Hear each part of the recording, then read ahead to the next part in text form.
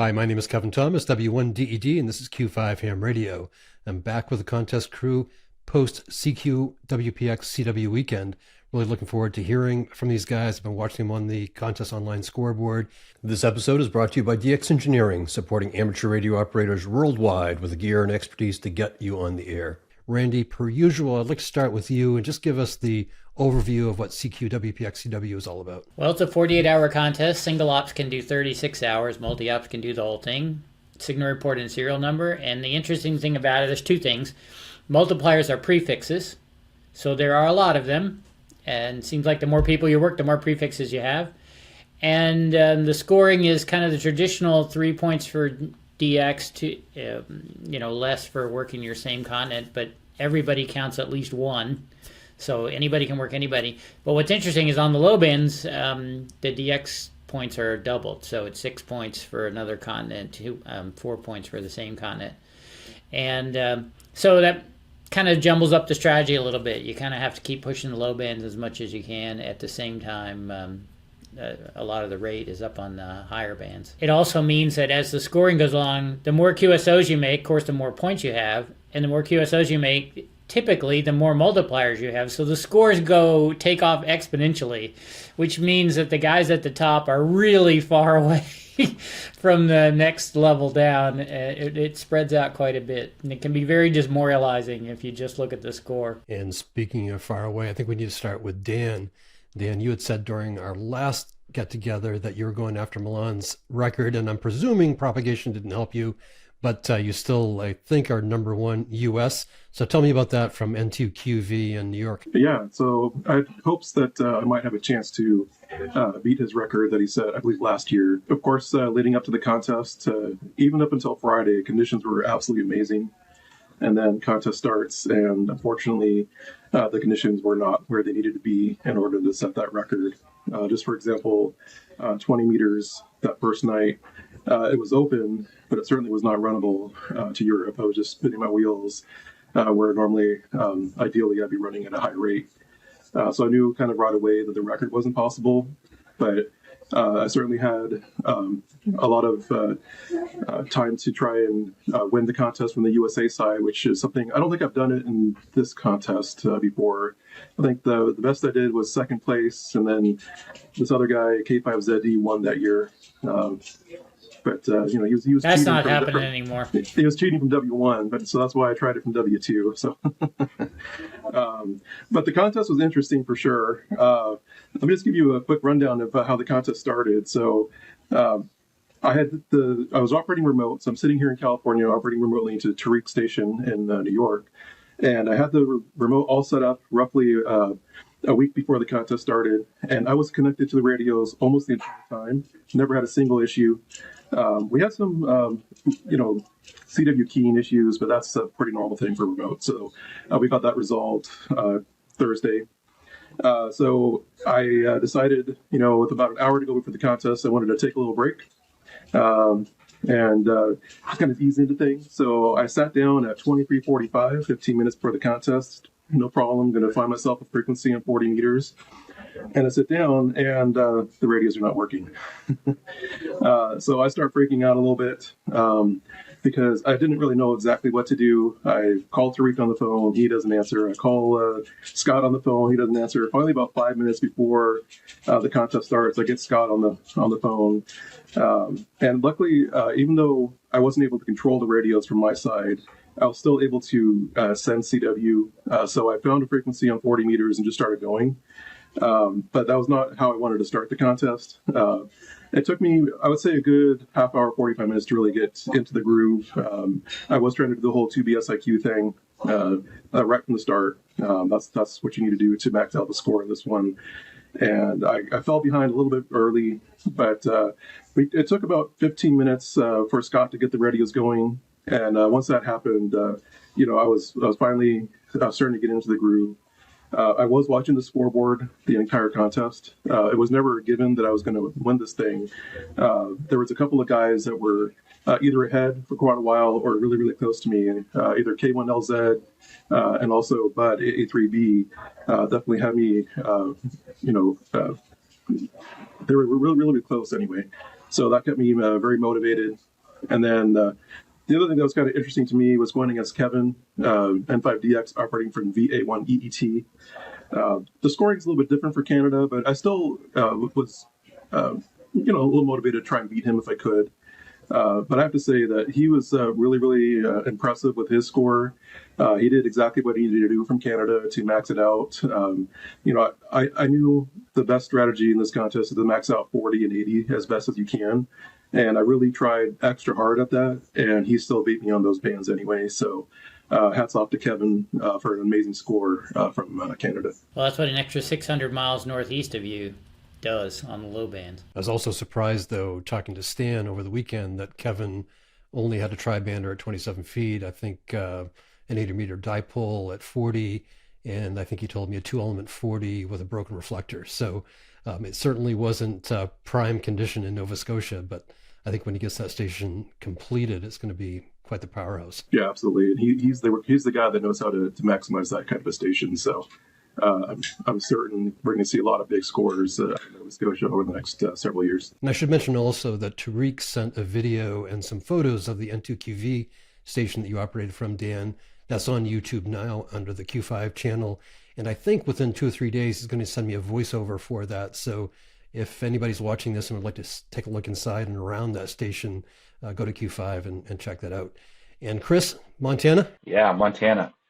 So I had originally not planned on doing this contest because I just too busy and with bigger things to focus on. But Mike K7NT talked me into it.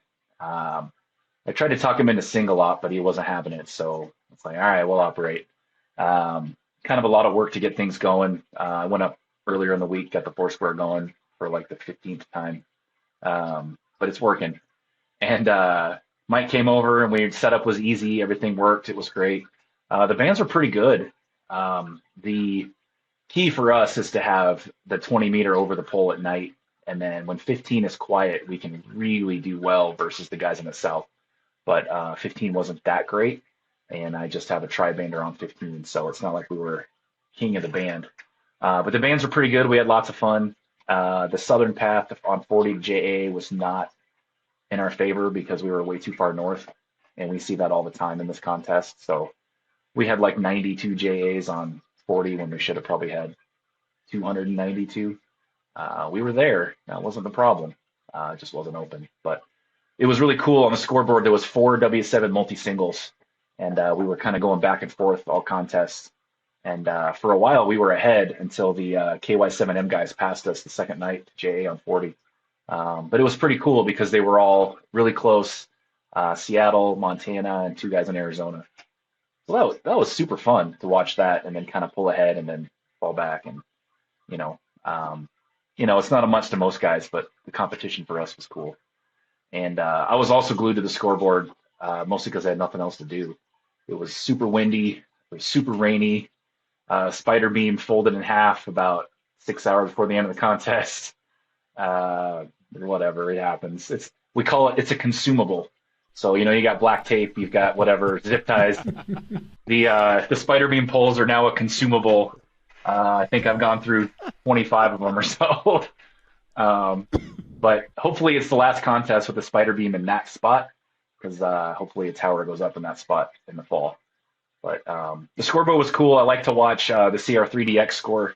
Our friend Joseph from the huge station in Madeira, he was ahead of the world record for about, I don't know, too many hours, maybe 6 or 7 hours. I was sweating it big time. He was like way ahead of the record, like 2 million points. So that was bumming me out. Completely different strategy than we had last year. He was all about the mults. He ended up 600 QSOs less, but 90 mults more. And low band QSOs are about the same. But in the end, his off-time strategy was different, and he did not get the record. So I rested a little easier the night after the contest. But those guys are awesome. He's one of the guys that got second place in WRTC to Dan and I in 2014. And it was really, really close. So they're super good. And we had dinner with them in October when we were there. So great to see that station perform. I love that he didn't break the record, but I'd love that he had a personal best. So, so much easier to congratulate him when he didn't beat the record. No, it would have been great. I mean, he's been contesting there forever, and he knows the bands better than I do. And it's interesting, totally different strategy, completely different plan. I mean, 600 QSOs different, and he almost broke the record. So it's just interesting to me. And the record's very beatable, so he may get it next year. But that's the report from Montana. And Chris, you mentioned the Spiderbeam, but didn't you have a generator issue also, or did I make that up? No, we had a generator issue. The one of the battery backups. Oh, we had that too. Yeah, it's whatever. So Bill was there when the generator died, like an hour before the end of the contest. It totally blew up. So the battery backup on the computers has a ground fault issue for some reason, and it started tripping. And it tripped 3 times for me and then was fine, and then it tripped twice for Mike. So we just said, screw it. So we dropped in another generator just to run the 120 volts because the amps don't get tripped on the big generator. So it's fine. It's not a big deal. It just you roll with it. Again, for the viewers that are watching, Chris also sent an aerial drone tour of the station. If you'd like to look at that on the Q5 channel, that's been viewed a number of times already. It's pretty cool. And Chris has also done a voiceover that I haven't added to it yet. So take a look at it if you'd like to take a look at the station at KM7W. But also in 2 or 3 days, we'll have the voiceover up there. And Randy from Ohio, NC8C, I think? That's right. And by the way, we never mentioned what call Dan was using. He was Whiskey Uniform 2 X-Ray. For people who are wondering, where was N6MJ? So, yes, I was NC8C, which was the North Coast Contesters Club call sign. It turned out to be a really good call, much better than I expected, because I thought maybe it was kind of long, might be difficult for people, but they copied it better than K5ZD, so maybe I'll use it again. I ended up with 9.3 million, which is a little better than the existing W8 single op record, but the carnage in this contest from serial numbers is going to be huge. We had really rapid QSB on both days, and I noticed it the most on 15. I had one guy one time, he sent me signal report and then 1 and then something and then 1. So I asked for the number again. Same thing, 5991, and then the QSB got the middle number, and then I hear 1 again. And I feel like kind of a lid, like I keep asking for this number over and over again, and I think I asked him 2 more times, and finally he sent it twice, so the QSB was a little different the second time I was able to get it. But there were many situations like that where it was a letter of a call sign or a piece of a number that was missing, you just ended up asking for repeats. And I know I wasn't alone because I heard lots of other people repeating numbers over and over. You'd hear a guy that's a multiplier and you'd be waiting and you'd think, oh, okay, well, that'll go fast, so I'll wait for him. And then somebody would have to send the number 6 times. But anyway, it was a good weekend. Conditions were not as good as they had been in the week leading up to was a teaser. I mean, conditions were great. For the contest, not so much. Everything worked at my place. My big project for this last week was to get the Green Heron Everywhere automation set up. So now, for the first time in my life, when I click on a spot or I type in a frequency, everything goes to the right place. The PGXL is ready to do the right thing. The right antenna is on the right band, gets selected. It's pretty awesome. Now, I did make a few mistakes in the configuration, so I spent the first hour going, why is that happening every time I push this button? And so I was debugging as I went along. And then the other thing I added was a touch screen sitting in front of me that had all the antenna selections for whatever band I was on. So it was a whole new world in that regard. But as far as the contest went, we're still too far into sunlight here to really start on 40 effectively. So I was messing around on 15 and 20, not doing very well. I think I spent most of the first hour calling people. And just kind of ground my way through the night. I could watch the Dan and AA3B just walking away from me, and I knew they were doing it on the low bands just because they weren't the way their scores were going up. There wasn't really much I could do about it. And then Saturday was okay, but there were periods where I just couldn't seem to get anything to happen. And again, I'm watching Dan and AA3 and Bud just keep getting further and further ahead. And about 3 o'clock in the afternoon, I was ready to quit. I'm like, man, this sucks. It's been a long contest season. I've had enough. And I decided, well, I'll just take a break. So I went in and made some dinner and took my hour off, and I came back, and the bands had improved because there was definitely a lull in the middle of the day that I didn't really plan for. And so I just kept grinding away until, I don't know, 0400 or something like that. 80 meters Saturday night was fantastic. It was very quiet. There were a lot of people on. Worked a number of Europeans. But I finally said, yeah, heck with this. I need to sleep. So I went ahead and took 5 hours of sleep at one time. And then I got the next morning. And Sunday was kind of like sweepstakes. I was tuning around. I was calling anybody. If you were a backscatter USA guy and I hadn't worked you, I was going to call you. Anything to add another QSO to the total. And I wouldn't do 2B SIQ. I was just doing standard SO2R. So I always had a CQ going, and then I'm calling people like crazy, and just kind of felt like I was staggering towards the end. And then I never thought I would get to the record, but the way scores work in this contest, they just keep accelerating as you go. So end up getting ahead of it. But interesting weekend. I'm glad I did. It was a good test of the Green Heron automation, but I think I've had enough contesting for this season. Might even skip WRTC. I'm not sure I can get into That's okay. Feel free. Dan and I are cool with that. It's fine. Yeah, it's good. Yeah, don't worry about it. We're going to be there, so we'll let you know how it goes. Yeah, no, I'll be there. And Bill, I saw you on ZF1A at the beginning of the contest. I was watching you against my buddy Bill at ZF2SS, but somewhere along the line it seemed like you dropped off. What happened? Yeah, so I had kind of known that I wasn't going to take this seriously. I'm kind of in Randy's camp. I'm tired. Okay, I mean, like it's been a long season, and not only that, the last week of work was just a lot. And on Friday, I woke up at 5 in the morning to go to work out and kind of do my normal thing. And I didn't take a nap. I didn't have a plan. I wasn't taking this contest seriously. But I did get everything set up. I sort of got it working, most of it working Thursday and then Friday afternoon. And I sat down and started on 15. And the rate was great. I was watching the serial numbers and the online scoreboard. I'm like, oh my God, I'm keeping up with Dan. I'm in the same, I'm within 10 Qs. I mean, this feels great. And then I went to 40 and it just sort of fell apart. And the thing is that I started noticing something just about running the remote, and is that I kept missing the first or last part of every call sign, and it was just because of the delay, and it was driving me crazy. After I noticed for a while that a couple times where I picked out A instead of W or a couple other examples just like that. And I found myself, I'm like, oh my God, I'm guessing some of these call signs, and then figuring out after a second that they're wrong.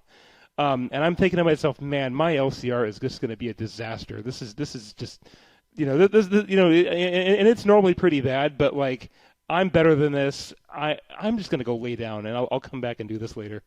And then I did a couple times over the weekend, and that was really it. I just sort of, I decided to enjoy myself and, pick out, get a couple samples of the propagation and make sure that I still knew CW, and that was a much more relaxing experience for this contest than a lot of the guys that kind of struck it out. I mean, hats off to them. And if I were serious, I would have flown down to ZF and done it in front of the radios, but I didn't do that, and I kind of knew what I was getting into. So a personal choice, but the station was operating okay. I know last time we talked, stuff was you weren't going sure right. about the station. Besides just so I got most of the stuff working just maybe call it 2 hours before the contest. So I got actual SO2R switching working. I got all the antennas were fine. The amps were all good. I mean, there was just nothing really wrong. And there was one thing, but it was operator error. I had one of the antenna switches on the wrong selection, and I'm like, realized, oh hey dummy, you need to turn put the log back to the stack match. Dan knows what I'm talking about. So for a while I was seeing it highest DBR in 40, and I didn't understand why. I'm like, oh God. Anyway, the station was working just fine. Andrew was very helpful. I was able to figure out a couple things for other contests that we'll probably do. We'll probably show up in NAQP and a few other things this season. So I just need to recharge my batteries a little bit, and we'll be ready for it. I think you've all mentioned the scoreboard. Were there other call signs on the scoreboard that you think are worth mentioning? Well, CR6K is clearly amazing. That he sends 40-something words a minute all the time, and I'm sending slow, and guys are asking me for the number 8 times. So I'm trying to figure out how he sends the number so fast and people don't ask for repeats. But I did talk to at least one person who said they just tune by him because he's too fast. So there's probably a sweet spot in there somewhere. But I said, well, even though he's sending fast, it seems to work. He works a lot of people. So that was a really great one. And it looks like he's number 1 Europe. Oh yeah, I'm sure. For sure. He probably is. Yep. He was looking, except for on the scoreboard, just to cut down the noise, I turn off everything except Europe and North America. So if there were big scores from somewhere else, I wasn't paying attention to them. But it was, it's always just fun to watch people come and go. Like the first night, there were a number of guys, N4YDU and K4RO were really keeping up. They were right with me. And then they kind of went to bed and never came back. Or came back later. So you really notice the part-time guys because they hang in there and then they go away and then they come crawling back for a while. But the scoreboard at least keeps you sane. It gives you something to watch, just to see, you know, relatively speaking, am I doing okay now or not? But it can also be horribly demoralizing when you're in W8 and your guys you're watching are east of you by a lot. And Dan, you mentioned Kevin Stockton, N5DX. Were you watching him most of the weekend? Yeah, I was, for sure. Because Kevin Stockton, for those of you that don't know, he operated for many years for N2QV, both on-site and remote. And he set records in, I think, all 4 major contests, as far as I know, from that station. So, and then I also have a tie-in with Kevin from down in ZF. The first time I went to ZF 1A, I stayed at Kevin's house down there in Cayman when he was living down there. So it's like a small world, but he definitely knows how to operate from the Northeast, and then you can definitely extrapolate that into VE1 too. Like he just, even with the small antennas that he had, it was super impressive what he was able to do. One of the things I wanted to mention about Tariq Station real quick. Well, I heard a lot of chatter after the contest that the bands were super noisy, especially 40 and 80, especially the second night. I had no idea because I was operating, and one of the great things about Kevin's station is he's got a very long beverages. So he's got 1,000 feet phased pair of beverages to the northeast, to the west, and to the northwest. And then he's got another 1,000-foot beverage to the southeast. And I was on 80 the whole European window. Sounded great to me. The guys were loud. I was working guys in zone 16, zone 20, and everywhere else. And I had no idea because I was just listening to the beverage. I know a lot of the noise is coming from thunderstorms from the middle of the country, but I wasn't hearing any of it. And then the other thing I want to mention too is why preparation is so important for these kind of contests. Because one of the things that I always do for any contest is looking at logs, and especially in this one because I have not done WPX from the East Coast, so I spent some time looking at logs. And one of the things that turned out to be super important was trying to work Asia from W2. Because with the borer propagation, it made it that much more difficult. But one of the things that I've noticed looking at the Meelan's log from last year and Kevin's log from a few years ago is they were pretty consistently working JAs on 20 meters in the morning. And so the first morning, Saturday morning, I was there for that opening, and I tuned across JA3YBK and JH4UYB, and they're both like S5. I could work them, but that was it out of Asia. So for the first entire day, I think I worked 2 HSs, 3 JAs, and that was it out of Asia entirely. And so the reason why that's an issue is because there's so many multipliers, especially from JA. And so usually the other time that's easy to work JA from the East Coast is that 15-meter afternoon opening. That wasn't there on Saturday afternoon either. The conditions just were not good enough to support it. So now I'm at Sunday morning, just hoping that 20-meter opening is there that I looked at in the logs. And so it was 3 o'clock local time here, 6 o'clock in New York. I come out and turn the radio on. First guy tuned in, JA3YBK, 20 over 9. I was like, okay, it's here, finally. And so for the next hour, I just ran JAs and put a ton of prefixes in the log. At the time, I was pretty close when I got up that morning with Bud, A3B, but I noticed he wasn't on during that hour, and that's when I really pulled away. And it was basically, just from all those multipliers that I was gathering. And you can see on the scoreboard, it lists your total number of points per hour. And that was the biggest hour of the contest for me, was that 1 hour, because I don't think the rate was extremely high, maybe 80 or 90 guys, but probably out of those 90 Qs, 70 of them were mults. And that just kind of catapulted me up into the lead. So that was kind of nice to see that into fruition based on the logs that I looked at. So yeah, I noticed you took a big multiplier jump in there somewhere, because I was kind of keeping up with you, and all of a sudden it's like, whoa, he's gone. But I didn't. I had better luck with JA on Saturday morning than I did on Sunday morning. There was a little bit of a difference there, but it still didn't work. It still didn't work a huge number. But you're right. In this contest, there is kind of a ceiling on how many multipliers you can effectively work. Most of them come from CQing, but you really need to get into all parts of the world, and especially Japan. There are a lot of prefixes in Japan, and you got to call CQ because you can't tune around and find them. They're not, only the big guys are CQing. So Dan, I'm curious, when you're operating from Fullerton remote, I know you got a busy household. Where do you set up? Hopefully not on the dining room table. yeah, I have the radios are sitting in front of me, literally. I have my K30 minis right in front of me. I sat in this chair. It was a little bit of an issue. My son was here, and then we have 4 other adults that live here, all wanting my attention at one point or another. But they're pretty good about knowing that I'm just going to ignore them. So, which I mostly did when I was operating. So it worked out okay. It's not the ideal setup, obviously, but I for sure was not able to travel this weekend. So it was nice being able to actually still do the contest remotely. Like Bill was saying, I think being on site is still the way to go. But I'm not complaining too much about being able to operate this contest the way that I did. It wasn't like super great, the setup, but it was certainly good enough. So I was super happy I was able to do it. It's worth anything to be able to use a station like that. The N2QV station is potent. Yeah, definitely.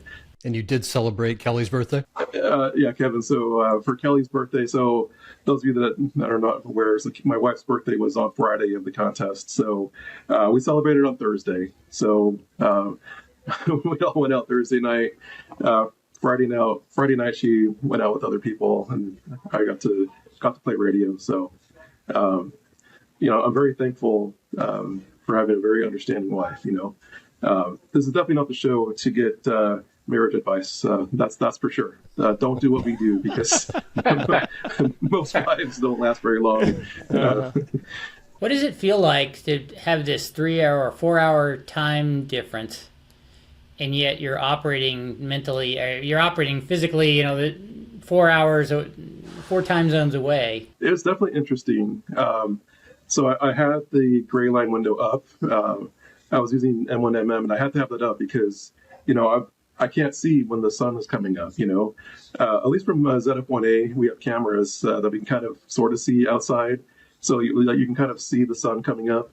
So that's helpful. But from N2QV, there's no cameras. I had no clue when the sun actually was up, but I could watch along the gray line map and kind of see, okay, I'm guessing the sun's close to coming up now, at least. So that was my guide to, move to the high bands. But it was certainly, it made things interesting for sure. It's like I was saying, I wanted to be up for East Coast sunrise, so I set my alarm for 3 a.m. It was definitely hard getting up at 3 a.m. to come out and operate the radio. But you got to do what you got to do. By the way, I know the log deadline for WPX now is 48 hours, and we had a little more than 5,000 logs at the deadline, so it's pretty amazing. But that doesn't mean you don't send your log in. Keep sending them in. They all count. There may be a little bit of leniency because this is the first year of the 48-hour deadline. But I did take a peek. I did a quick run of the log checking software based on the logs that we have, and copying serial numbers is going to it's going to surprise a lot of people. There's some pretty big reductions in there, and I shouldn't make. I mean, I'm not making fun of it. It's a reality. I had one of the higher error rates that I've ever had. It was just that kind of a contest where the way the conditions signals were weak, and with the QSB and any QRM or whatever, it was just hard to get it right every time. Any final comments, guys, before we wrap? I got a comment. I always have a comment. Sorry. So you guys talk about copying serial numbers, and that's super important. And last year, I made a really, really big focus on just making sure I got the number right, rate be damned. And I did the same thing this year.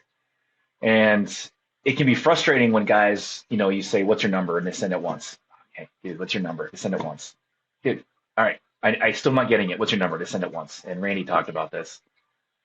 If someone asks for your number, send it more than once, because the QSB is going to get you every single time. And you're trying to match up the QSB from this one to the QSB from this one, and that connect collectively together, you can get the copy of the number.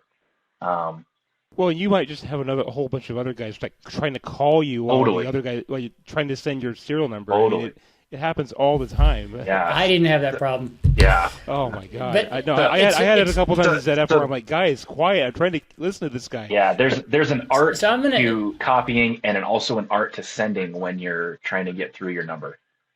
And they're very That's the deal. different. You got to at least send the damn number with an actual Morse code. Also right? that, yeah. It's like, that's not a number, man. Get the microphone out. I don't know what ML4 is. Like, that's not a thing. Oh god. Yeah. UD, UJ. I mean, I love the guy who sends. I had a guy call me and he sent the number. And he was kind of sending with a bug, and it was kind of slow. And he sent 599 3, a little bit of a pause 3. Okay, did he send me number 3 or number 33? So there's just so when you're copying in QRM, one of the things I noticed is it really helps if the computer is sending and if it stays at a consistent speed, because a lot of times we're kind of figuring out what the number is based on the way the pattern sounded more than anything else. I disagree with you a little bit, Chris. When people would ask for the number again, I would always send it once, because a lot of times when I'd ask for the number again, I just wanted to confirm, or maybe I just was missing one digit. Just send it to me once. And then if I ask for it again, now you can send it twice. That's what I mean. The first time, just send it once. Send it once the first time, but if I ask you 4 or 5 times for your number, for the love of God, send it more than one time. Like, obviously I can't hear you. There's clearly something not right. Just send it 17 times. I don't care. But yeah, there's an art to sending to it. That's a skill that increases your rate. Well, it's just learning. For the love of God, I'm going to put that over. Seriously, oh my gosh. Anybody that's ever operated with me, I get a little vocal on the radio, and I actually have to stop doing that because I'll yell and scream and then miss copying stuff. So I have to temper it. And then the other officer's like, "What? What's wrong? What's wrong?" God, nothing. This guy's just killing me. Just spazzing out over Seriously. But the other thing was, at my place, I don't operate there every day. So when we do a contest, it's always like a beta test. So every time we get on, there's always new antennas. There's always new software. Something is new. And we just never know if it's going to work. And that's just part of the deal. That's because the old stuff keeps falling down. Yeah, that's just part of the deal. Like, if something doesn't keep break, it up, it wouldn't be new every time. If something doesn't break, it's not even a contest. Like, you need to fix that wind, man. Yeah, the Spiderbeam, that's a consumable. Like I said, that was fine. Everything else was great, but what was really cool was the in-band stuff. And we had this in the last couple contests, but for whatever reason, it just worked really, really well. The conditions were good enough that the in-band verticals were just copying like nobody's business. We could get within 1 kc of the next guy to Europe on the high bands, and it was just totally kick-ass. So that was really nice to see, and everything worked. We didn't blow up any front ends. We didn't blow up any radios. So that was really nice to see that the hard work worked, and the new jumpers I made, I only had one bad one, and I fixed that before the contest. So that was kind of a redeeming thing for me.